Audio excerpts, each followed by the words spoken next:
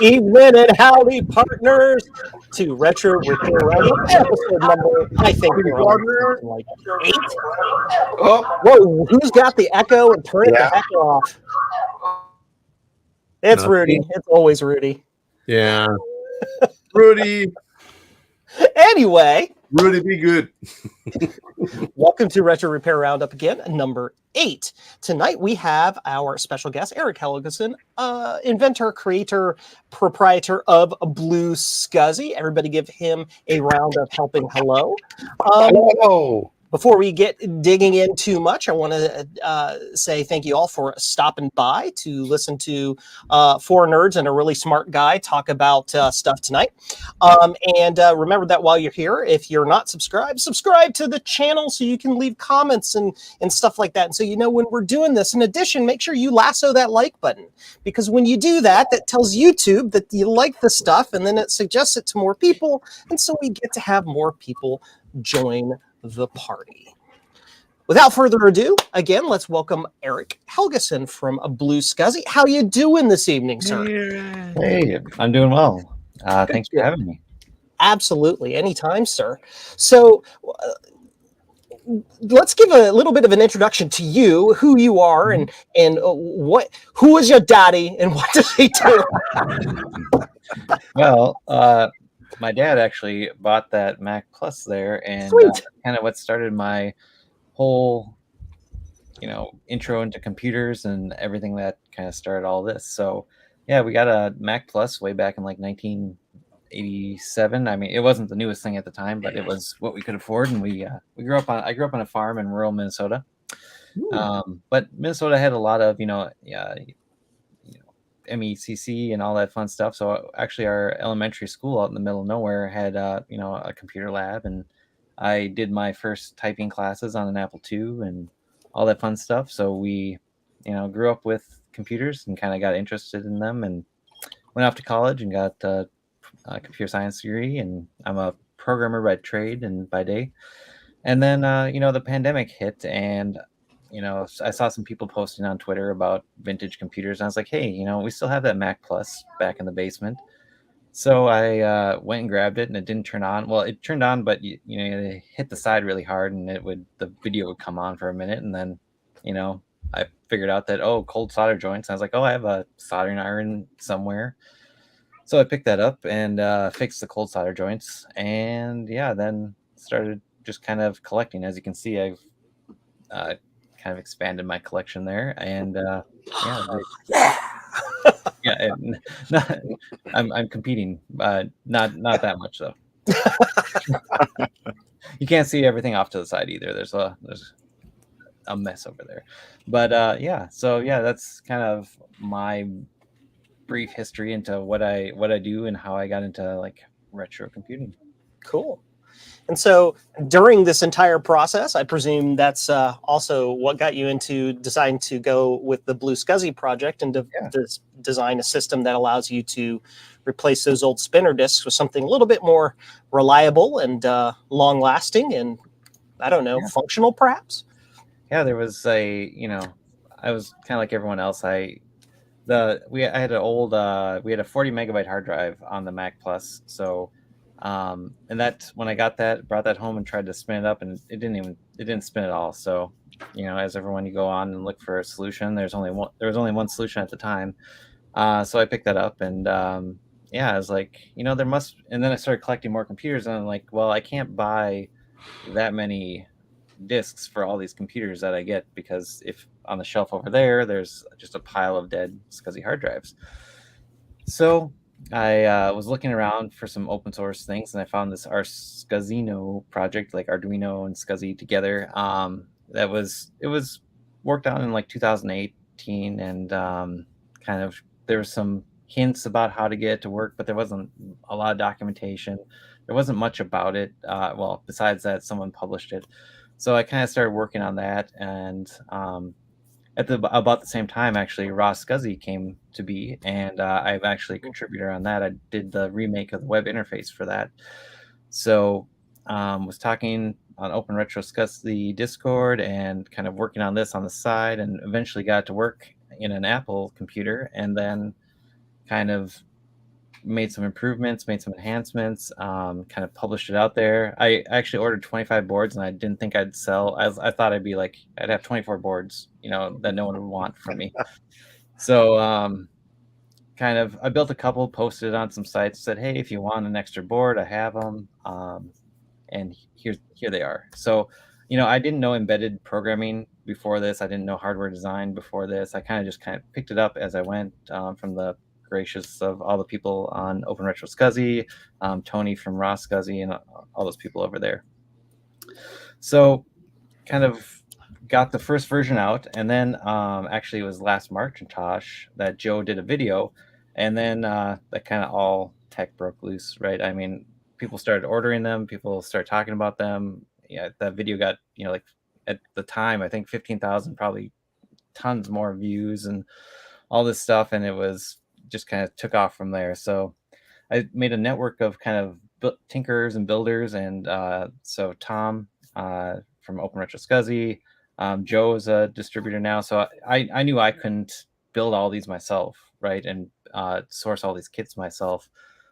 So I reached out to people in the community that were well known, and I have no intention to make this a commercial product. I'm not gonna put my kids through college with BlueSCSI, but I wanted it to be open, and I wanted it to be kind of a network of people in the community to kind of build and help everyone else on the community. Because really, my goal with this project is to have more people enjoy their vintage computers in an easy and fun way. Excellent. And I can say that the BlueSCSI project has been an incredible boon and a lifesaver to so many of these old Macs, and we're very appreciative of the work that you've put into it. I don't want to take any credit for your project becoming super popular or anything, but I did that video just as the first Marcintosh thing, and it's kind of my second or third most popular video. I don't know why. All I did was plug it in and showed some pretty graphs on the screen.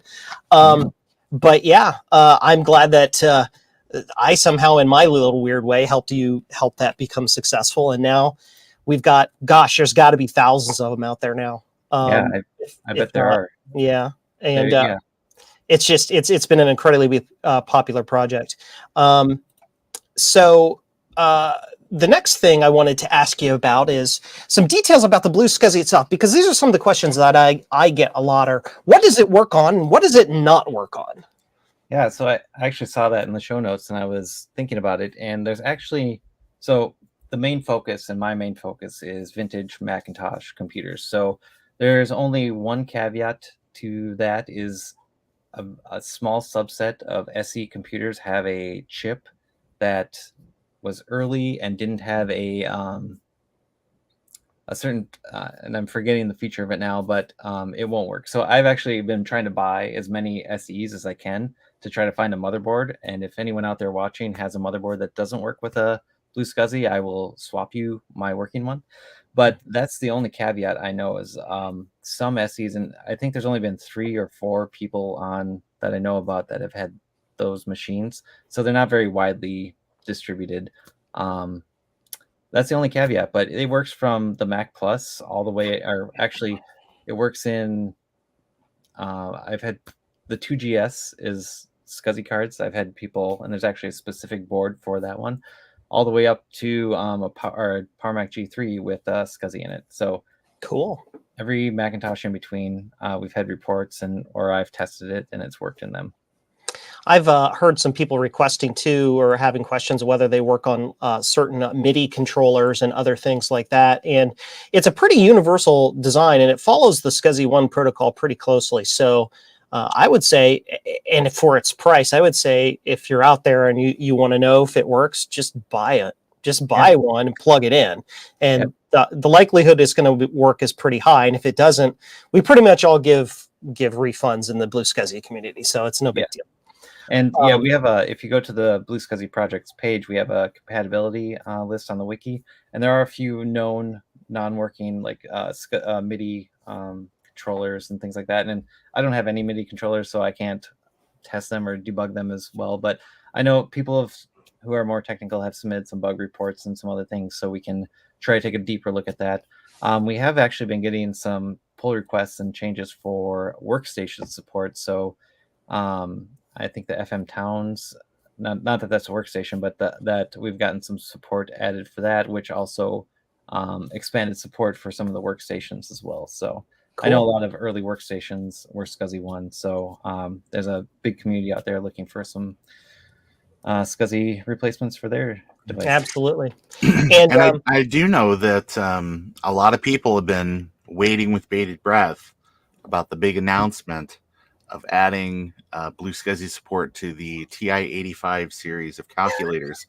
It has not happened yet, but if you are someone in the community who is well versed on the Texas Instrument line of graphing calculators from the early 1990s, you can do the work and make it happen. This device really has some very broad support. It just takes interesting people in the community to come up with crazy ideas and make them happen. Ron. Wait, it's working on the TI-85? You have heard it here first, folks. Joe has announced support. Do we have reports, Eric, of it working on Macintosh clones like Power Macs and Umaxes and stuff like that? I'm not sure. Well, so the clones came out right around the same time they're transitioning to IDE. So if you're looking to add a hard drive replacement and your vintage Mac does support IDE, you should prefer an IDE solution over a BlueSCSI in those situations, because in those situations, SCSI or IDE will be faster than the SCSI 1 solution in that. So I haven't tested it I do have a couple clones under there, but I haven't actually tested in those. I assume the SCSI 1 would work, but if you're booting off of it and wanted, a little higher performance, prefer the IDE in those situations where you can. Yeah. Gotcha. And Eric asks, how is the PowerBook version coming along? So there's a clone or a fork, of BlueSCSI that has Androida has a PowerBook version. I just haven't focused on. Yeah, there you go. It's right there, and I actually have one laying around here somewhere. I have tons and tons of them, but there's so you can print a PCB and manufacture it yourself if you want, or order from Androida.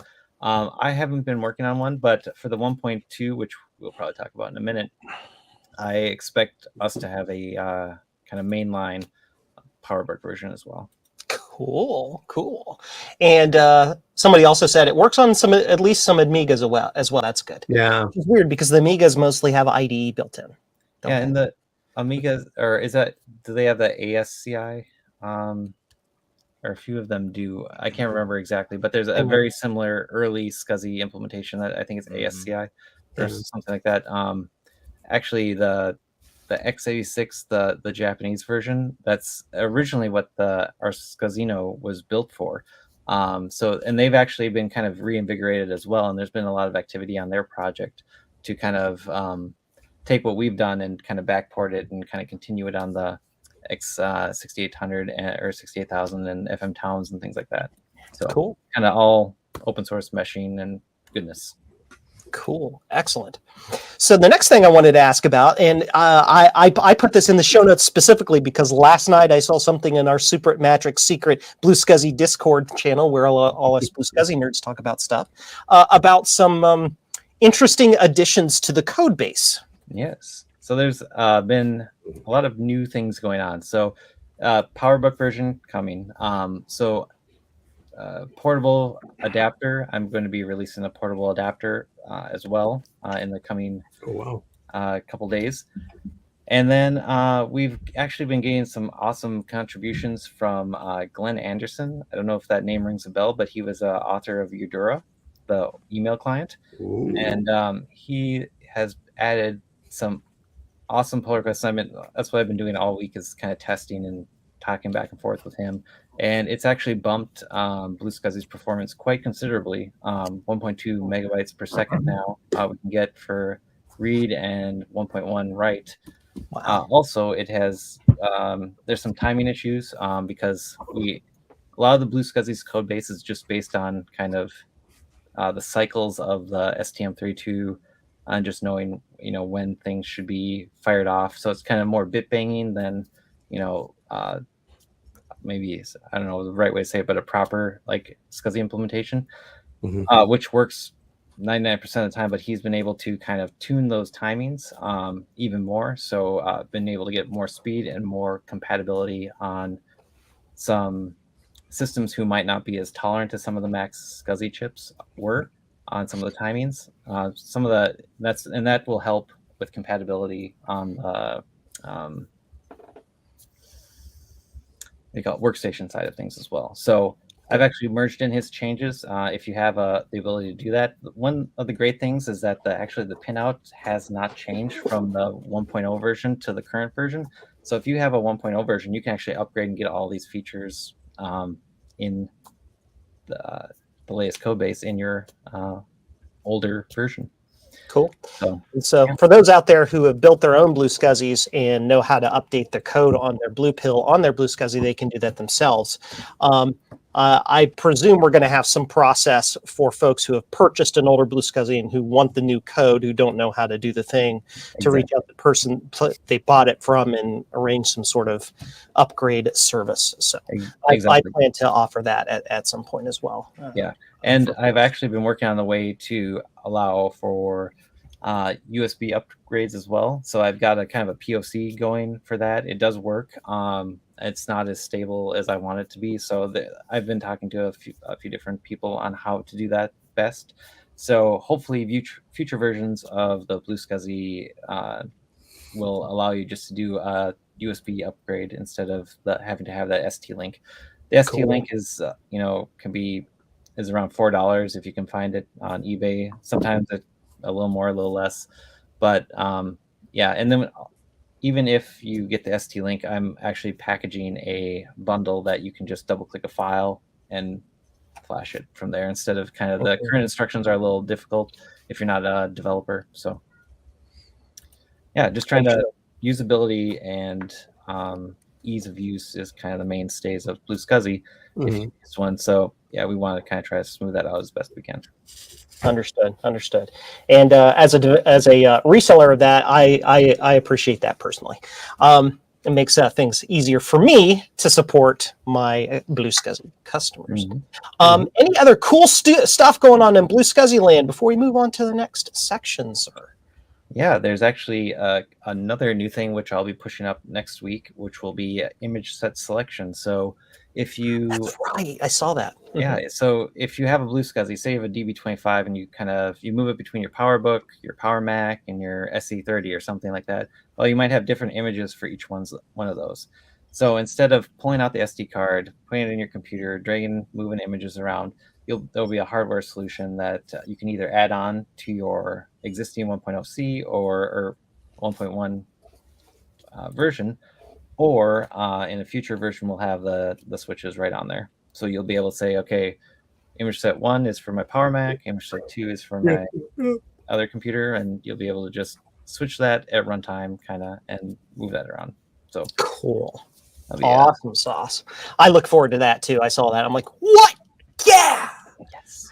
And then the last thing I want to plug PotatoFi, because he actually sent me one of his new SE brackets. So there's a 1.1A in SE bracket that you can just plug right into your SE or SE30.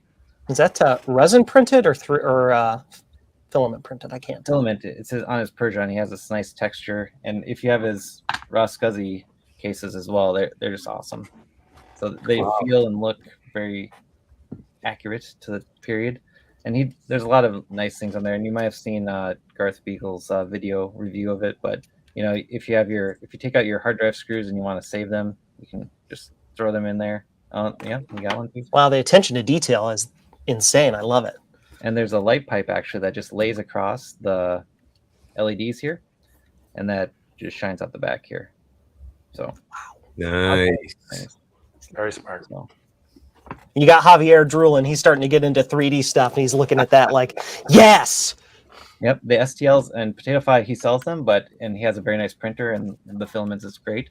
But if you want to print them yourselves, you can grab them off his PersiaPrints.com, I believe, or yeah, we can share the link sometime. Sweet, awesome sauce.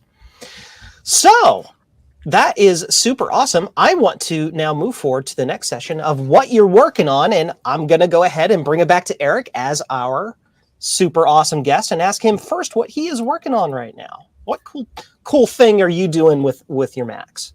Yeah, so that's where my 512K should be, and so that's what I've been working on recently. And I put a Raminator in it. So Jake Koba, he kind of reinvigorated the Raminator from who originally developed it. So he sent me one, and I put it together, and it boots up and had a few issues. I have a thread on Tinker Different, kind of chronicling and showing all the things I've been doing on that.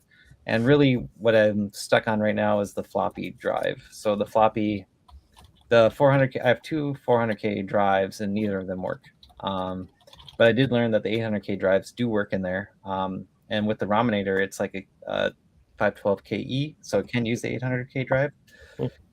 But yeah, I've been having an issue where it continually ejects when it shouldn't, and I just haven't gotten back to it. So once I get that, and once I 3D print a back bracket, because the 400Ks are like that thick and the 800Ks are like that thick, so I need some sort of different adapter for that. So I'm going to design one, print it, and share that, so you can put an 800K drive in your 400K mounting bracket, and then button it back together and have my 512K going. Awesome sauce. So, Javier, what's going on in your world? Oh man, I was actually writing it down, but I'm working on. As you may have seen, I'm working on the BlueSCSI version for the PowerBook. I want to put all my PowerBooks with BlueSCSIs because I hate little hard drives in there. The only problem I have, and Eric, this is a good one for you. Maybe you have a way to make like a floppy emulator or kind of something that you can read floppies or transfer data to the PowerBooks, because they're like, closed machines. Either or you use a floppy or you're out of luck, because also the SCSI or the external connectors are really difficult. So Javier, he already has developed that. Oh, okay. Oops. It's the DB25 version of the BlueSCSI. Hey, Eric, one of these handy dandy. Forget about it. I didn't do that. HD30. What is it? Whatever the interface is for. The small pins bend when you look at them sideways. Yeah, but just don't bend them, you goof. Okay. So what you do is you take the PowerBook that Rudy sent you in the mail. Thanks, Rudy. Yeah. And you just. Oh, I bent all the pins. Oh, right. No. And there you go. See, totally portable. And you can do it from there. Like that works in business class on every major air carrier in the U.S. You travel any other way? You just slap it right in there. Oh, okay. Except when you plug that thing into the power outlet, it draws so much juice that it causes the engines to go off. But listen, you know what? You gotta pick what you want to be a success at. And right now, I have a FileMaker Pro project that has to be done. I don't care how many people are killed in the process. What about 4Dimension? You got to do something in 4Dimension. Oh, that's true too. Sorry, I got to finish up my HyperCard stack. My kids are all over me about that. Jeez. All right. Anyway. Anything else going on in your world, Javier? Several things. I did my printing, so I got all my beautiful stickers. So I got stickers, and I did a bunch of well, not a bunch, like 10, 12 of these Pascal. For whoever doesn't know it, there's a Pascal poster. And we created it in high fidelity, so once in a while I just print some of them for people to have them, and I did a bunch, and they sold like pancakes, thank God. So hopefully they're happy. Yeah. You get a pancake when you buy one? Ooh, yes. Ooh. I need to go to. I have a sudden hankering to go to Bob Evans. So that's it. And the big thing that I did last week is fixing an Apple IIc that was just crazy. Nobody knew it was like lines over there. I replaced everything. I did a video about it, and at the end, it was, of course, the memory. And Yeah. I have it over Did here. Javier, did you have that Joby 1 candle lit when you're working on it? That, and I've been telling people Joby I 1. laugh my butt off every Every time I time see you this need- thing. Mhm. Oh, that short was so funny, Javier. That was the best. I know. I need Big the Joe. artwork for that. Look at the so I hand. can get more. And he has. Use the fork, Luke. So you make this, you're on. You're He- not gonna have a problem soldering. Javier, you need to put a lightsaber in his hand. No, because this is a solder machine, maybe. And you Maybe, got. yeah. I also got the new version with the yellow candle for retro bright. And then on the back, of course, you gotta pray. This is the whole prayer, and it's yellow. So Oh, that is So, freaking Javier, hilarious. it's yellow, but when it burns, does it turn white? what else? There you go. I mean, What what else else? did you ask for? That's right. May the flocks be with you. So many Maybe people have been flex asking me. We posted that on Twitter and stuff, and like, Joe, you need to sell that candle. And I'm like, yeah, I already found a reseller, so I can sell them through my store. I'm working on it. And actually, I found places that they sell smell of. Well, somebody says Rifa. Somebody says that they sell new Mac smell, and somebody wants like burnt capacitor smell. I would pay for that. I'm telling you, I need A that. reefa cap. A Rifa cap too. Not a reefa, but a reefa cap.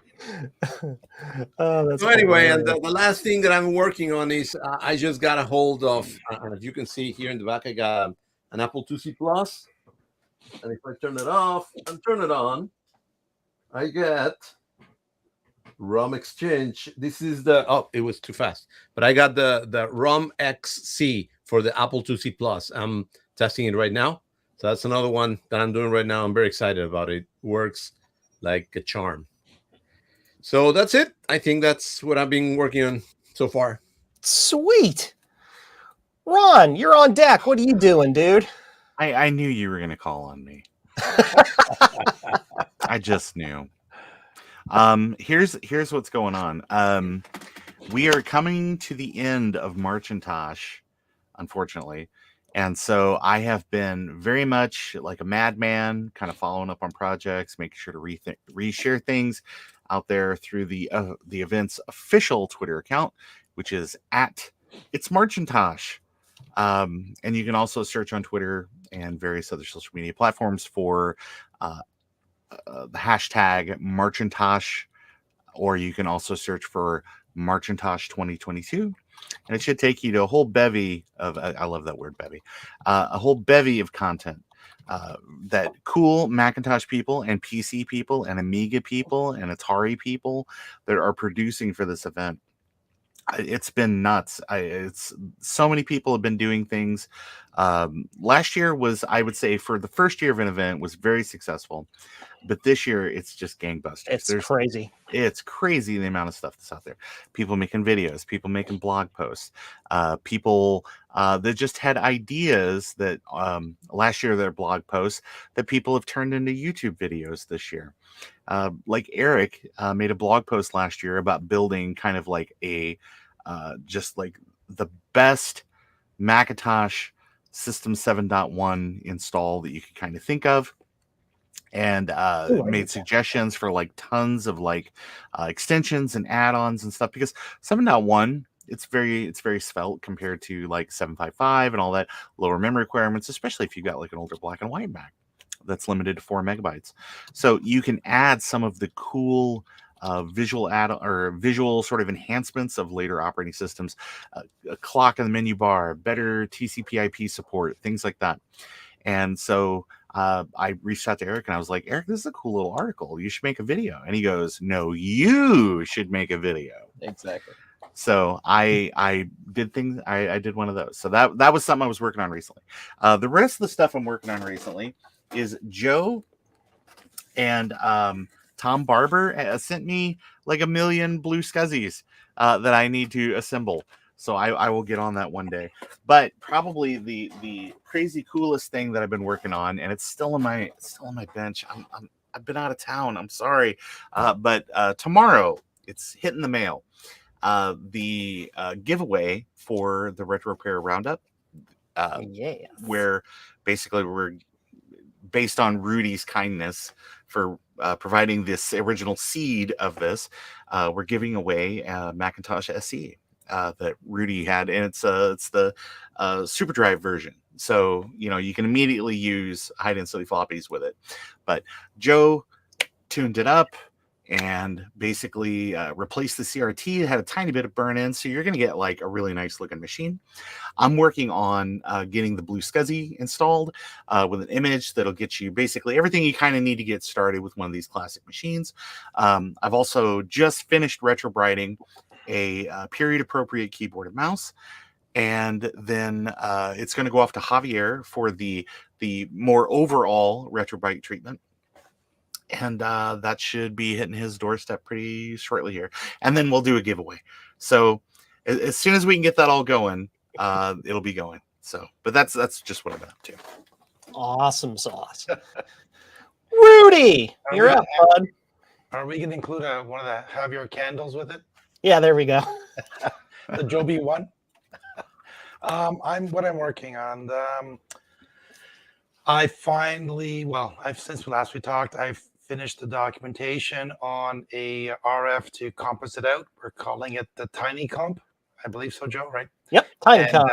So I'll be doing a video of that in April. So it works on the, I've converted my Atari 600 XL, a Timex Sinclair 1000, and my Atari 2600 console to work with it. And I'm waiting for my BlueSCSI, which I've ordered from Joe. So once I get that, I'll be hopefully doing a video before end of March to on my Color Classic. I like to get that hard drive out and the BlueSCSI put in. Cool. Awesome sauce. That's about it for me. Yeah. And oh my gosh, it's my turn. Your turn. I have all the power. Anyway, no. Gosh, I got so many things going on. I finally cleared up my repair queue, so I can get back to actual projects and fun stuff. I've got more BlueSCSIs in stock. And by more, I mean I put them in stock yesterday afternoon, and they're all gone again. So I have a lot of things to build here soon. I have some high-speed video RAM in stock that I'm going to be testing and playing around with Mr. Fahrenheit. He's got a project for some high-speed RAM that you can use in combination with the Spicy O'Clock speed upgrade for like the LC575s and stuff that you need to properly overclock that. So I'm going to be working with him a little bit on that to maybe have an extra distribution channel. It's over here in a pile somewhere. Hopefully I'll be able to put that all together for my final Margintosh video or live stream here in the next few days. Other big thing that I'm working on is I got an update done to my universal keyboard encoder for the Apple II, which now supports the Apple II Plus. As long as you have an Apple II Plus with the standard AY5 3600 keyboard encoder. I have plugged that into it, tested it, it functions correctly. I also have in my possession a Datanetics keyboard that uses the National Semiconductor MM5470 encoder, that thing. So I'm developing a version of my encoder that will work for that as well. So that when I'm done, I will have two encoders, one that supports everything, and then one that supports that small subset of Apple IIs and Apple II Pluses that have the Datanetics style keyboard in them. Which is it's very fun because it's just functionally similar enough to the original keyboard to make you think it's going to be an easy conversion, but it's just functionally different enough to make you want to rip your hair out and remove your own teeth with a pair of pliers. Thank you to Javier. He sent me his Franklin 2000 board. So I finally have a solid test bed I can use to test my Franklin extended the 512 memory upgrade for the Franklin 2000 series. Again, those machines always came with a 64K board, but very few of them actually came with a 512K board. I was lucky to get one locally. Wow, what was that? I was lucky to get one locally here recently, but I killed it trying to fix it because it was broken and I couldn't get a good test. to test the boards, blah, blah, blah. Anyway, I just need a good test bed so I can get those tested and done. The downside is Shenzhen is now closed by order of the Chinese government. So getting boards is impossible, but we will deal with that as we go. I will also have Madeline McAndrews from Over Down Under is sending me her Titan 3 Plus 2E board set, the dual board set for the Apple III that turns your Apple III into an Apple IIe. Again, I've been reverse engineering that, but my first clone doesn't work correctly, and she needs hers fixed because hers also doesn't work correctly. So she's going to send me that, which I can use for reference. I'm not going to strip hers down or anything like that, but I'm going to see if I can get hers working, and hopefully some of the knowledge I gained from trying to get hers working will give me knowledge to fix my clone, so then we can get clones of that out into the world instead of those being rare as hen's teeth. And that is what's going on in Joe's little corner of the world. Oh, I want to add one more thing, Joe. I forgot. Yeah. That RF composite unit I'm working on with Joe. We're going to be selling it hopefully at Joe's page, but I'll be making a modified version of the same unit. Yeah, it's so tiny you can just drop it and say, "Oh my God, where'd it go?" You can literally put double-sided tape anywhere inside your machine. Anywhere. I'll be working on a modified version for the Commodore Pets. The Pets, I don't know if people are aware of it. It's a physical box, and the monitor is really big and attaches to the case, and it's difficult to open if you're doing repairs. But the version I'll be building will be allowing you to plug in a composite monitor to do a second monitor, or you can just use that for repairing pets. You can have it to the side while you have the machine flipped open, so you're not like doing this kind of thing trying to look at the monitor. Yeah. And the problem is you don't know if the problem's with the monitor or the machine. This will be a quick, easy way to just plug it in, and you'll be able to see from there. So. Cool. And then Joe will hopefully be selling them on his site. Yep, it's in Rudy. It's in my list to get it all queued up on my site and ready to go whenever you say, Joe, do it. Well, so I still want to get the Coco 2. I have a Coco 2 done. I want to make sure it works with that, document that, and we can start putting them up after that. And then the one for the pet will be coming out later, and any other odd machines we can think of that could use a RF to composite mod. We also need to work a little bit on a generic, a kind of like a general version of the instructions. So if somebody was like, "Will this work with my machine?" Well, it costs like nothing at all, and it's like 1/4 inch by 1/4 inch, and is a transistor. So grab it, and here are what the inputs are, and here are what the outputs are. Plug it in, and if it works, it works.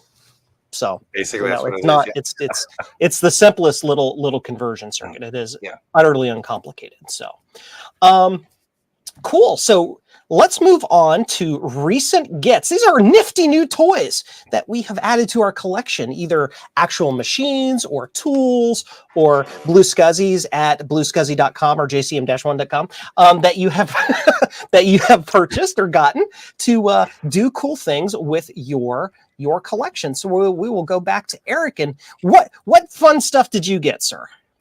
Yeah, so recently I don't know, I was just talking to my sister, and she knows I like old computers, and she's like, "Oh, I got this laptop and it was password protected," and I kind of just threw it to the side. And I was like, "Okay, I'll look at it, and I can probably unlock it if it's old." And so she brought it to me, and it's actually a 15-inch titanium G4, 533 megahertz or something like that.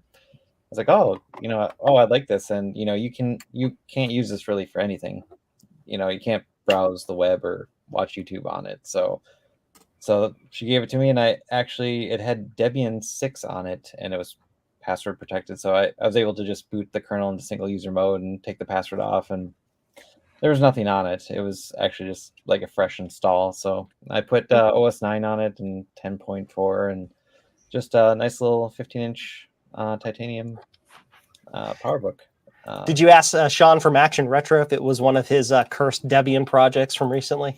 No, I think someone actually installed this a long time ago. Wow. It's just kind of weird that someone would install Debian on and then sell it to my sister many years ago. So That was a cool pickup. And then the other one I got was I had a G4 way back. I bought one new for myself, a G4 tower. So I kind of wanted to pick one up for myself. There's been one that keeps getting relisted locally on eBay, so I sent him an offer for $25, and he came back with 30. It's non-working, so I said sure. Went and picked it up, left it plugged in for 30 minutes, and hit the power button, and it chimed. So got a $30 G4 tower. Nice. Cool. Awesome sauce. Well, yeah, I mean, you can't complain about that, right? No, I mean, you can, but that would be could. silly, so don't. No. Whoa, wait, hold on. I lost the notes, guys. I found them. Never mind. Ron, cool toys you've gotten recently. Hold on, I gotta find the window where the chat's happening. Oh, there it is. Oh God, sorry, I spaced out for a second because I had my other window open. Actually, kind of I've been trying to finish up my PowerBook 1XX kind of collection. I've got a number of machines that have been kind of holes in my collection for a while, and I just wanted to brag on my good friend Rudy for sending me this beautiful, and I mean beautiful, PowerBook 145. It has a problem a lot of these have, where the rubberized bits sort of just decide that it's oh no, I'm not going to keep chemical cohesion anymore, and so it gets a little sticky. But that's a small thing that's easy to deal with. But this is such just a beautiful machine, and it's in really great cosmetic shape, and it needs a little love, just like all of these machines do. But I want to say thank you so much to Rudy for sending this to me. And then I also recently picked up a 145B because, again, Apple was just all about oh, well, hold on, we're going to have it's a whole new machine. But this time it has it's just one number off from the other ones.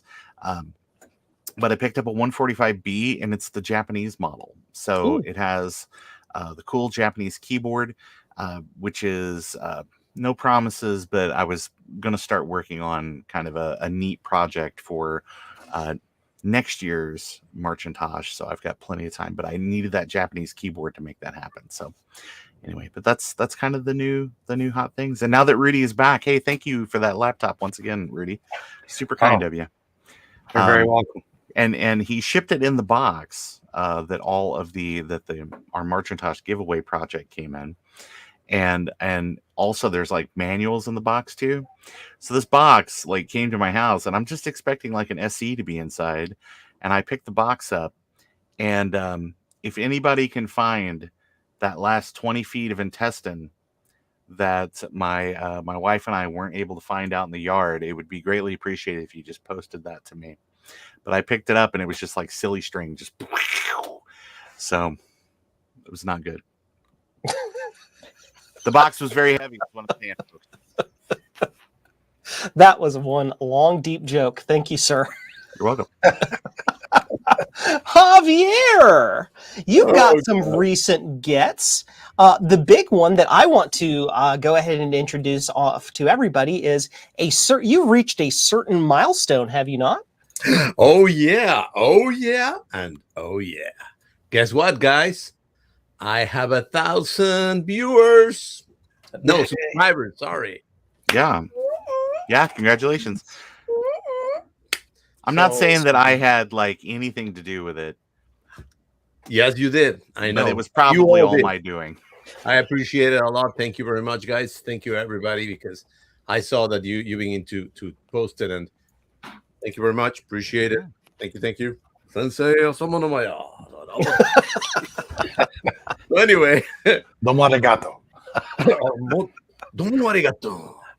So I've been doing also some other stuff because I'm gonna be by the way, I'm gonna be in BCF. Whoever's gonna attend in April, I'm gonna give some classes on retro bright. So hopefully I'll see you there. And the other thing I've been doing is revisiting my old projects, and here's one of them, the small Apple IIc. And let me go real close. So it has the lights. It's so tiny. It is, and it's green, and it works. And I've been working on trying to make a keyboard that works. Man. I saw that the joystick already works. So my thing is, I want to make it fully working. You may be able to hear it, or maybe not, but it sounds so. Yeah, it's very very good. Javier and I have been talking about that keyboard back and forth for the past 5 years now. This is one of the first things I ever printed on my 3D printer, and man, those keys are tiny. They're itty bitty little silly things, and trying to find keys that will fit and then be able to solder them to a board and then be able to put a microcontroller on it, which surprisingly I have the code to do that, so that's an upside, but that we could actually then somehow integrate that's the issue. I don't know, man. Everything will work, but it's a Linux thing, and I don't know Linux, and yeah, we'll see. We could do some sort of a thing with a USB keyboard type of thing, but man, the trick is getting the actual keys to attach to the buttons so that they don't fall off the buttons, so they don't interfere with the other keys, and so that the super glue or whatever you do to fix them doesn't get into the key mechanism. Yeah. If it was bigger, you could put a BlackBerry keyboard on it. Yeah, there you go. Yeah. Javier, are you going to make a little mini Joby 1 candle for it too? Yeah. Oh, there you go. Then it will work. So that's it. That's the news for me. Cool. Rudy, what are your new toys, sir? I got a really cheap EEPROM eraser, just arrived. So, apparently these ones work well, but the timer eventually breaks. But I think I'll just leave it on and turn it off on my watch. This is exactly what I do. I have one right over here, exact same problem. Thomas Armstrong, thank you, sir. Gave me the link to get my new EEPROM programmer. Yeah. Yep. So I'm very excited getting this going very soon. That's pretty much it. Oh, and my BlueSCSI coming. Yay! Thank you, Customs. Cool.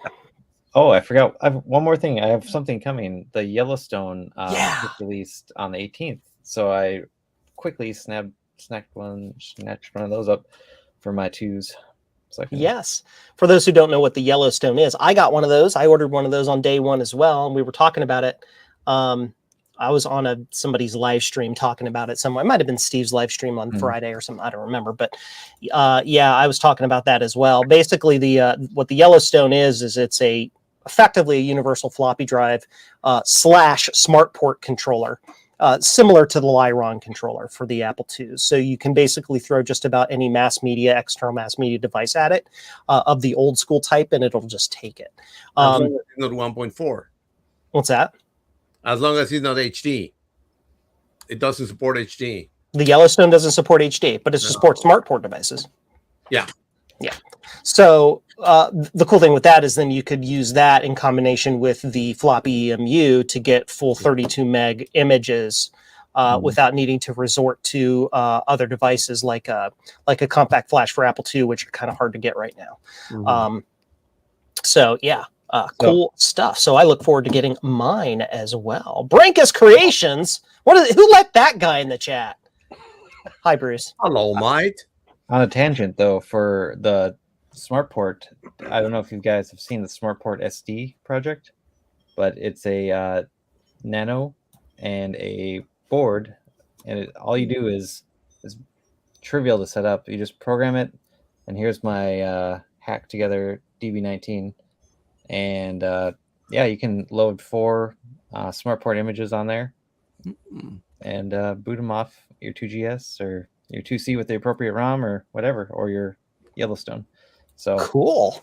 Actually, on Tinker, what was that? I'm interested in it. On Tinker Different, I have a thread where I go through and built it and kind of showed it. I actually did a couple code improvements to the firmware as well, so you can grab my code there. But it's very easy to, and you can have 4 32 meg drives, and it's not really fast enough to boot GSOS. You can boot into it, but it's a little pokey. But for everything else, it works great. Cool. Awesome sauce. Is that your project? Did you design that, or is that No, I just kind of riffed on it. Check out the Tinker Different thread for all the details on who built it and all that stuff. cool? Yeah. Awesome sauce. Well, I too got a Yellowstone inbound. I got some nifty stickers from Ron. That's not Ron. That's Javier. Better looking. Better looking. I got stickers from Ron. I got the smorgasbord of stuff in here, but I didn't really get any. I don't have any cool toys. Just I got tools and supplies and stuff to keep the shop running. Stuff to build BlueSCSIs over my shoulder back here. Just my BlueSCSI build box, and that's all that's going on in my world. And send you more broken stuff if you want. I still got plenty of boxes over here from you, Javier. It's all good. Thanks. So, repair topic of the week. I will start the repair topic of the week with just a general topic and remind again everybody about the Mac SE giveaway that we are doing as part of the Retro Repair Roundtable. Again, you go to a specific video, put in a specific comment, and when the contest ends, you will be entered to win, and we will pull a winner out of the hat, so to speak. I will put the link in the chat and on screen there. So if you go to that video and read the description on the video on how to enter and follow those instructions and do the thing, you will be entered to win the Apple Mac SE FEHD thingy or whatever it is. HDD? LMNOP. Yes, we got it. Yes, all of the letters. Cool thing that came out recently, since we're talking about Apple II peripherals, is the Apple Squeezer. I saw that come out recently, and I thought that was pretty nifty. It's basically a modern, accelerator for the Apple II GS, which cranks it even beyond what like the Transwarp GS does. Does anybody have any details on that? Because that's basically all I know about it. So much for being prepared. Yeah, no, I know that it gives you 14 megs of RAM, and I think they have done it get up to 16 megahertz. I don't know if they can go faster than that. Yeah, that's all I know. And some of that's just that I think is probably the limitation of the actual 65C816 chip, but they're just using the standard WDC chips. They're 14 megahertz chips that'll usually go up to about 16 and a half. Pretty easily before you have problems with it. I'm reading the description here. Ready to install, works with ROM 1, ROM 3, supports 95% of 2GS software, does not support DMA. Interesting. It does take some space in your 2GS, blocking some slots from using long cards. Slots 5, 6, and 7 are not blocked. Works with VidHD. That's cool. Floppy EMU, 3.5 discs. Please read the fact. Blah blah blah blah blah. But there's the link if some people want to see that. That I guess I could put as a recent get because I believe I think I ordered one of those. I don't remember. I'm not sure. I think I ordered it right when it came. I don't remember. Maybe I don't know. It doesn't matter. I think it looks really cool. I like the fact that it's basically like a CPU replacement that where it's just like you don't even need a RAM card in it. You don't need. Yeah. So it seems very similar to a lot of these other projects that are happening kind of in the Amiga community right now. Yeah. Or like Buffy and. You know, some of these other things or some of these ones are using a Raspberry Pi basically as a CPU replacement. I've been waiting on something like this to happen for a long time, but the price point on this is definitely not for newbies. This is probably something for people that have been waiting on those reproduction transwarps. And they're like, you know, hey, I'll try this until I can kind of get to that other thing. But I really wish that they would post some pictures of the actual board because most everything online it's like a two-sided sandwich Mhm. and you can't see what any of the ICs or what any of the stuff is. Yep. So buying it, I mean, I guess if you were like a beta tester for this product, or if you were somebody that was connected to the design team or whatnot, I mean, you might have seen some additional stuff, but I've not seen any photos kind of leak into the mainstream community about like what's actually between these two PCBs. So, I mean, if it's like an orphan heart or something like that, I'm going to be very upset. Yeah, they do have some pictures on their page, but they're blurry and of intentionally obscured angles. I think they just don't want people seeing the secret sauce, and so they get the product out there. And I get that to some extent. There's a photo in Slack in from Antoine. Antoine has been testing it. Oh, Antoine Vigneault, yeah. Vigneault, yeah, because in the GS Slack there's a couple of photos. So if you want to check them, yeah, they have it. And I mean, it's pretty dusty. No offense, Javier. Are you saying GS Slack? Yeah. Or what? Do you have the link to that, Javier? Well, you don't know about Slack. There's a Slack. Apple II Infinitum is the Slack channel. Exactly, Apple II Infinitum, and there's one of the channels called Apple II GS, and there's two photos in there. No offense, but is this another damn thing that I've got to follow? Because I'm just telling you that we're just at the point where we don't need another AOL Instant Messenger. Discord, people just need to get on for the big win. Whatever it was that caused you to split away from like whatever the Lutheran Church of all of these IM things. It's like, no offense, but it's just like I'm glad that you're like a Presbyterian minister, but it's like I've only got so much time. Oh man. Oh, sir. So this is another one of those things, huh? I'm so disappointed. Anyway, this ruined my weekend, Javier. Sorry. I'm sorry, man. Oh man. Reminder that also the ROM XC Plus, it's coming out, and that's what I've been testing over here. So just for you to know, it's okay. Can you see it? Yeah. It's an Apple IIc Plus, and it's the ROM 2C.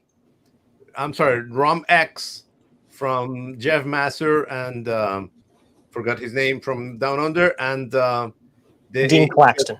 Yeah, Dan Paxton. Thank you, and it runs very well on the Apple IIc Plus. So just for Joe, I turned my head for a minute. Is this that miniature computer again? And he just threw a No. This is macro lens on. I was looking at my other monitor, and I come back, and it's Honey, I Shrank the Javier. That's right. Nope, not this time. Okay. Cool. Repair stuff in my world. I finally got enough parts to get the pumpkin tosh up and running here. Here, I'll show you. I'll be like a hyper nerd and show you the thing. Don't bury the lead. Don't bury the lead. I want to find out about how you camped out in that pumpkin patch all night, dude. Waiting on the great pumpkin to bring you all the parts that you needed to complete your project. There's this bald-headed kid and this crazy girl who kept trying to kill him, and some like guy running around with a towel all the time. I don't know if he was like just immature or trying to hitchhike a ride. I don't know. I was gonna say I love how Douglas Adams had somehow slid his way into the Peanuts universe at Joe's house. But thanks to Adam McGowie for getting me I don't know how to pronounce it.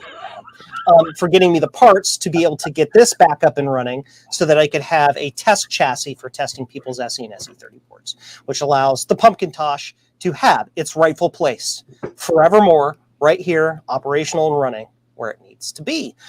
Thanks to him as well, and Javier for giving me parts boards that I was able to swap between the two parts boards backwards and get 2 boards fixed for Javier and 1 board fixed for Adam to send back to him. So that's what I've been doing. I should have live streamed that or played around with that stuff. I did a little bit on our little weird takeover stream we did with Steve last night or the night before, but I I just every time I go to stream, somebody else way more popular with a lot more pull is streaming, and I'm like, we have the same viewers. I'm I'm sorry, not Joe. I'm sorry. I was Dude, reading out of a book, and you know how people love reading books. man, On the whenever internet. you're streaming reading a book, it's basically like a filibuster to me. I can't get a word in edgewise, and everybody just flocks and listens to you. So it is what it is. So yeah. Javier, you did some really cool stuff. You did a video recently of fixing an Apple IIc, didn't you? Yeah, and thank God, no, not thank God. Thank you. Here it is again. That friggin' candle. You have to watch Lead it. up the candle, you'll solder right. Don't lead it. You got the consequences. Yeah. That's it. Your choice. You'll pull the ground plane right out of the board. I've seen it happen. And I'm telling you, yeah, I love that the Hacko thing. I suck. I mean, it sounds weird, but I suck at solder sucking until I get that Hacko thingy, and it works perfectly. I like the way you put that, Javier. You should do like their marketing. I'm telling you, just That and Hacko you're thing. done. Yep. I Cool. did a video, and actually, it's pretty good. So yeah. And what did you find out with that? What was the main problem that you that What happened? Adam says, bad RAM. The moment I changed the first 8 RAM chips, boom, it went up. Yeah. And then it worked. I did the test, and it showed me that there were more bad RAM. So I say, let's get rid of all the RAM, put new RAM. Yep. Perfect. Everything worked. And what brand of RAM was it? Well, Micron. the first MT?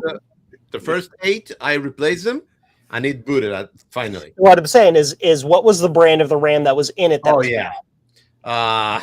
MT. MT. Yeah.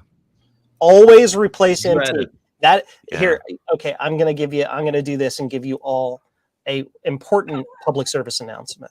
If you have an old machine and it has memory in it that is branded MT, old Micron Technologies RAM, replace it. Period. Yes. You see it, you replace it. I don't care if it's working now. It's gonna stop working eventually, and you're gonna have a bad day. Just replace it and get your practice in on doing your board level or your through-hole soldering and parts removal, and just do it now. You heard it here first from Joe B1. Yeah, Joby Wan Kanumi, may the flux be with you. Rudy, what's going on in your repair world, sir? Nothing at the moment. Not repairing. Oh, well. Fixed. Okay, great. Ron, Why am I on the big screen again? What happened? What are you fixing now? what are you fixing? Oh, Any my God, cool things you've I been just working gotta- on? Any cool Oh. tips, tricks? Yeah, let me tell you this great story about my parents' computer. Oh, Did I already tell this story? Probably already told the story, but yeah, I'm like my parents, like they have an older machine. It was like a Core 2 Duo kind of era machine, and so went through, did some upgrades on it, and I've replaced everything but the case at this point, and the machine has still got all kinds of problems. It's a basket case, so I'm thinking about just going to Best Buy and buying them another computer rather than to keep screwing around with this thing. So yeah. so I've got like I've got a repair fail to report, in that it is just this machine's a basket case. It just doesn't want to work properly. So, but I guess as long as I can get their Internet Explorer bookmarks off of it, it'll be no trouble. C:\/ user Yeah. / user. My dad's so funny. It's really what they need is an iPad that they can print from, because all he wants to do is go out on Craigslist and look at cars that he's never going to buy. And then my dad. That is my dad. yeah. Exactly. Same thing. Growing up, my dad was very supportive of my computer stuff, except for when it came to like the internet, which was basically you'd call the local college with your modem. And I was showing him one day like all these websites and stuff, and I was like, "Hey, this is like a website in Japan." And he's like, "This isn't long distance, is it?" And I was like, "No, that's not how this works." But he's really embraced like the internet and all that type of stuff. And again, just looking at things online that he'll never buy. I think what because I'm like a helper person, much like everybody else that's in this this chat tonight, is that you want to help other people, you want to like find solutions for things. My dad's like a fixer and a helper, so I guarantee that like that printer is doing nothing but like oh, the neighbor had such and such a problem and he's printing something out. So I just really need to get them back up and running. But that's my repair frustration at the moment. Cool. Eric. Yes. You got some repair woes going on, don't you? Yeah. Well, so Ron reminded me that my mother-in-law, she got a Windows 11 laptop. It's horrible. I mean, it upsells every time you do something. It upsells you on something, and she needed a printer installed. So I mean, even the print test page had an upsell on it. I'm just like, I don't want to look at this computer anymore. It's just an advertisement constantly. And anyways, the printer works, but that's besides the point. Yeah, so I sent a whole bunch of motherboards to Steve. I saw he was in the chat earlier, at least. But yeah, I had a couple of boards that I just could not fix. One was a Classic 2, had some trace damage, and actually the ROMs were installed backwards when I got it, and I didn't have a my 2C wasn't, or my Classic 2, sorry, it was a Classic 2, was a different configuration, so I didn't know. Yes, my Curse boards. So he fixed that around, and at least that one chimed. And then there's a 575 that looks clean, but is not chimed yet, I don't think. So, yeah. And then in exchange, I sent him some clone boards and some other things for that. And then, yeah, I've been waiting on some BlueSCSI parts and things like that. So they finally just came. But every time I get, a customer sends one back, or I assemble one, and for some reason something doesn't work quite right on it, I just kind of put it in a pile, because it's like, well, I can assemble another one quick and it'll be quicker than debugging this.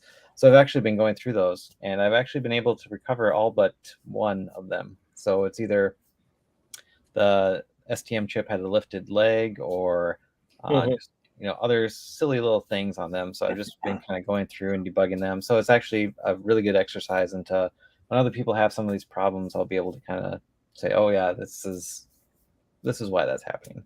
Because the BlueSCSI is very I don't want to say, electrically it's very basic. I mean, so there's only a few things that can go wrong. So if you can kind of direct people to the right place to start looking, that's that'll help a lot. So I got a whole bunch of factory refurbished, and factory is this desk over here behind me. Factory refurbished BlueSCSIs that I'll be for the community. So I've been pretty lucky too. I haven't had anybody send me back any BlueSCSIs for repair. So yeah, I think I've had 3. Jinx. Yeah, Jinx. Light the candle. Yeah. Did you send one to Javier yet, Joe? Yeah. Anyway. I've only had 3, because the lifted leg didn't show itself because every time I send one out, I flash it, and send it out, but that wouldn't present itself in my testing. So a few things like that. So Javier. Thanks, Javier. Yeah, and the big thing I've seen with the BlueSCSIs in putting them together is tiny little defects on the blue pill itself. Depending on the vendor of the blue pill that it is. The blue pill is kind of it's a generic design, and there's like 1,000 different makers making them.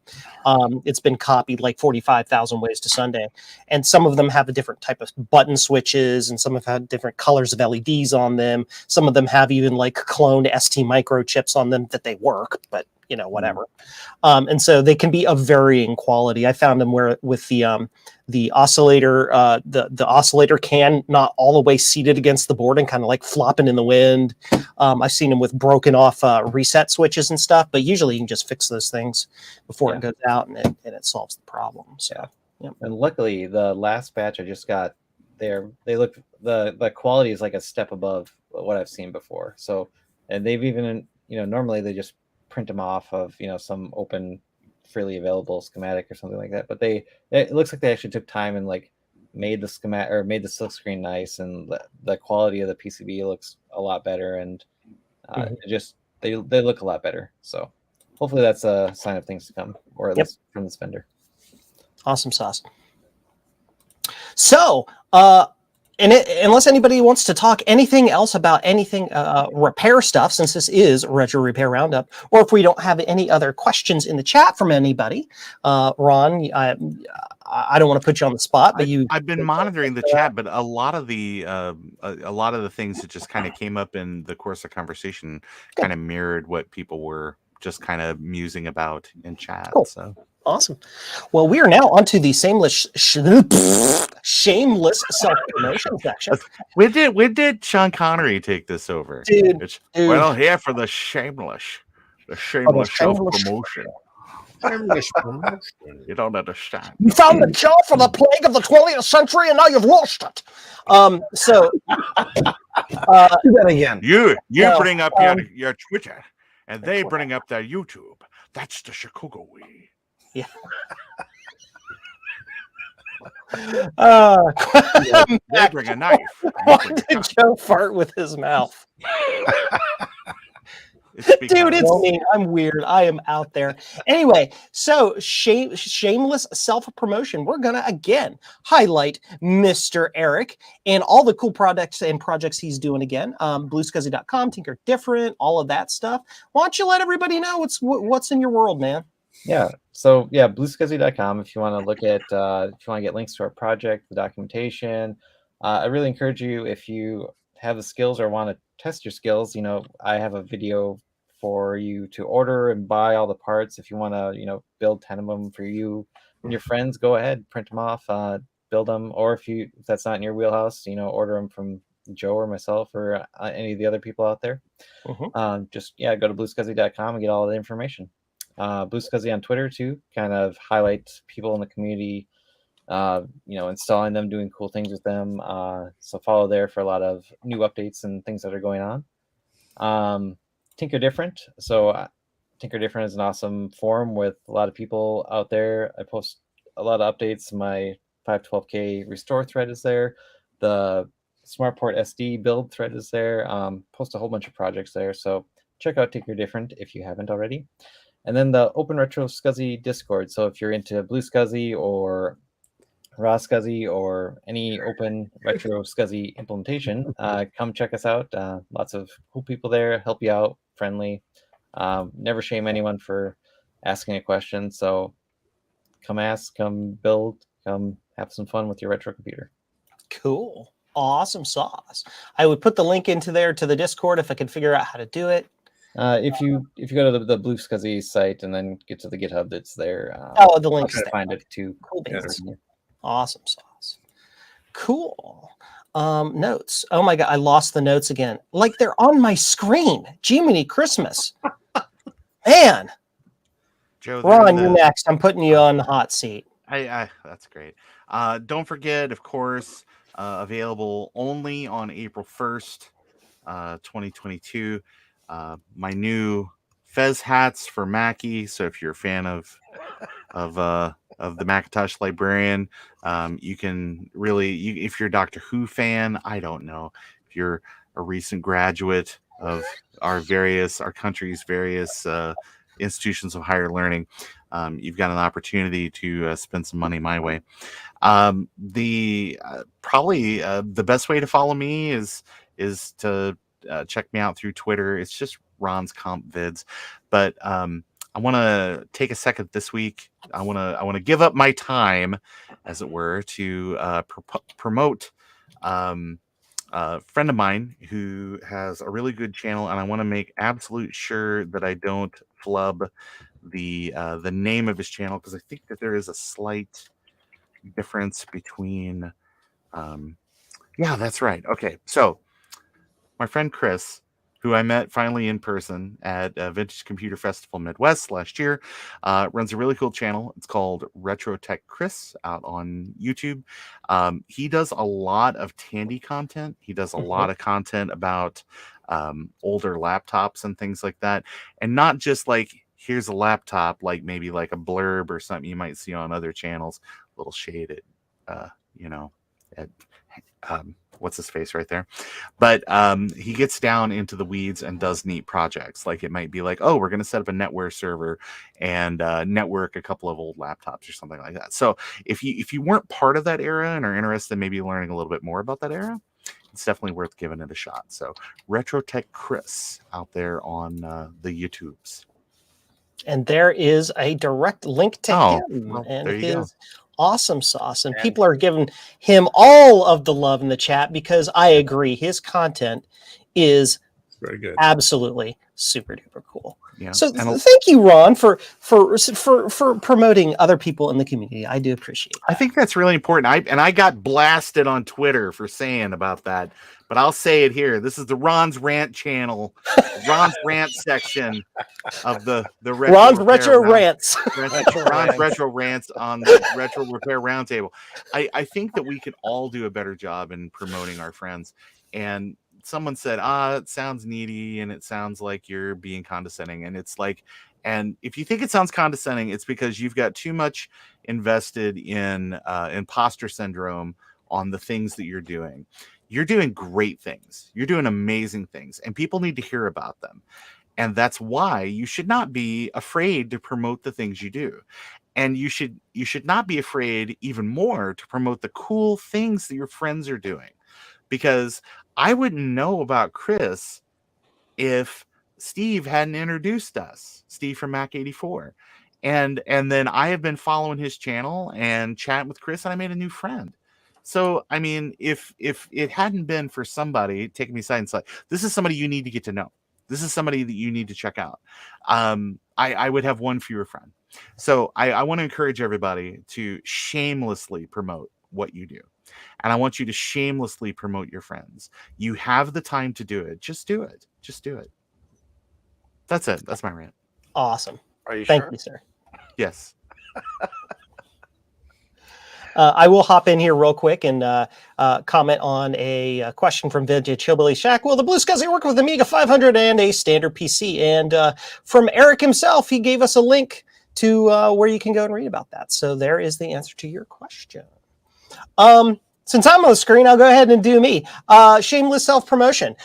Yes, I agree with Ron, and so I'm going to shamelessly self-promote the crap out of myself. I am super awesome. I have candles made about myself that if you burn them, all your repair problems will be solved. Yes. This could be legally binding, Joseph. You might want to... They asterisk problems, meaning all your candle burning problems will be solved. This needs to be like that late night lady, the call to me now lady. Yeah. There's a qualifier on that.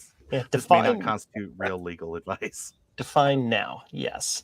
Other things that I'm doing, yes, joe-jc or jcm-1.com, where I sell BlueSCSIs. And universal keyboard encoders for the Apple II computer, and universal RGB adapters for the Apple III, and other cool, nifty things that you can use to help make your retro computing life a little bit better. I'm also on YouTube, where I post crazy content of me wearing silly hats and working on stupid stuff and inhaling way too much flux fumes, and that may or may not have anything to do with how flipping wacky that I am.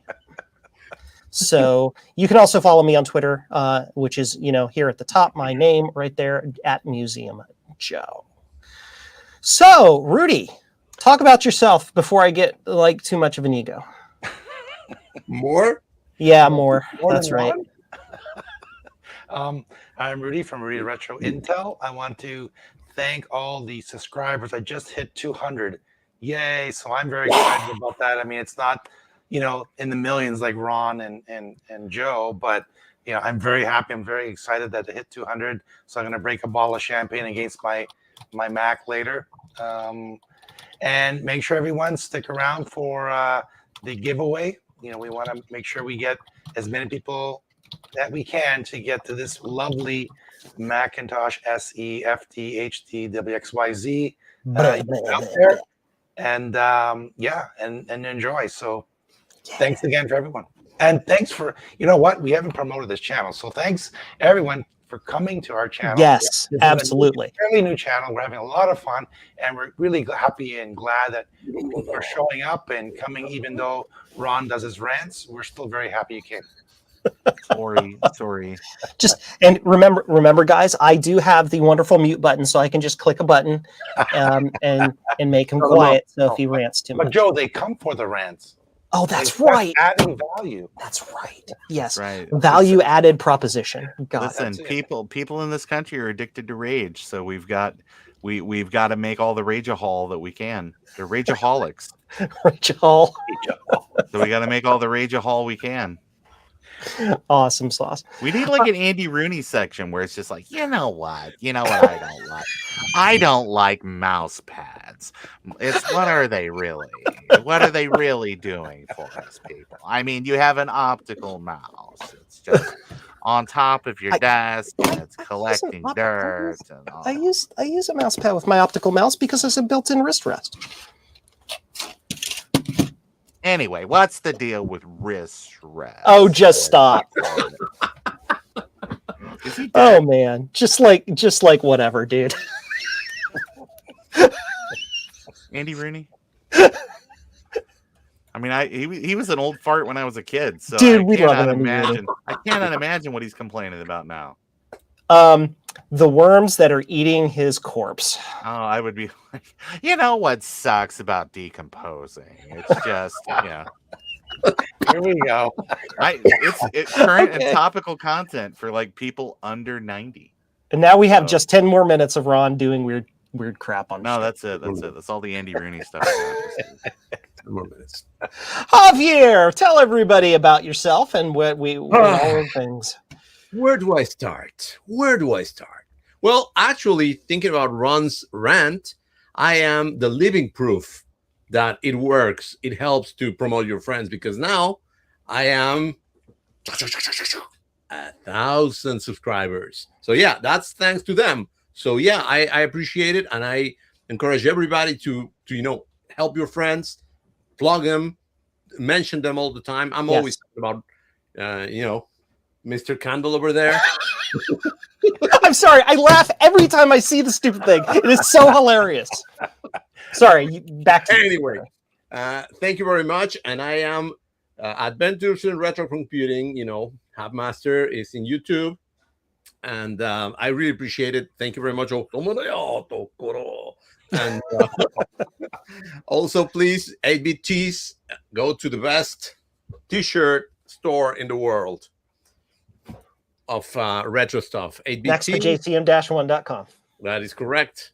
And that's it. I'm also gonna give away this little stupid thing, Joystick Appreciation Society, because I love joysticks. And just that. Follow me on Twitter, on YouTube, and keep on having fun. Awesome sauce. One last thing before we go. Reed Reinfeld wants to see the candle. Joby won. Joby won candle. Joby won. The real one. Use the soldering iron. Careful.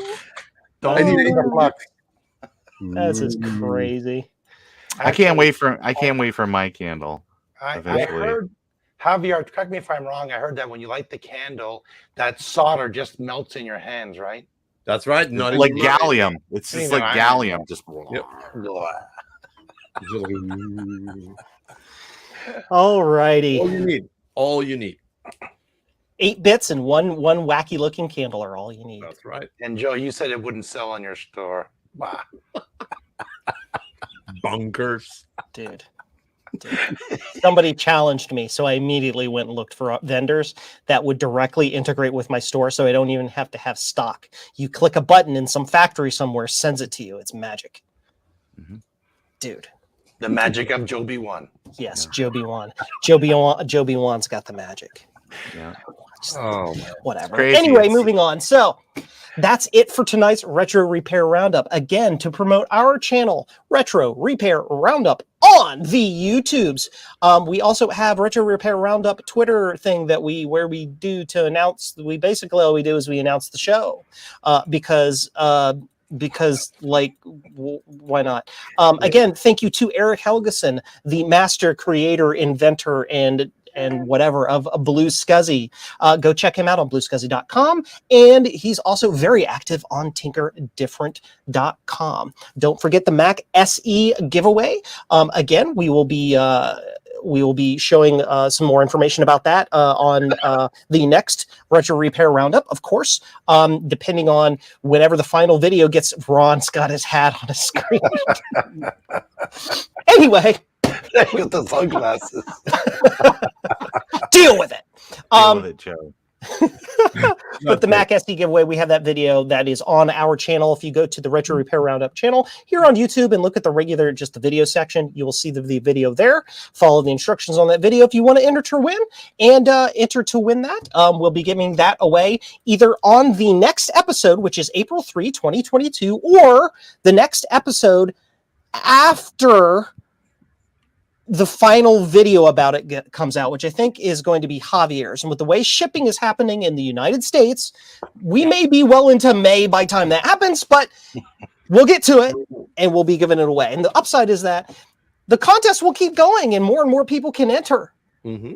And so more people will get a chance to win that the longer the contest goes. So that is how that's going. That's right. Again, Eventually, every man, woman, and child on Earth will have an entry in the contest. yes. And it'll be a generational sort of thing where it's like, I remember when my grandpa entered to win that 40-year-old computer 40 years ago. It was just...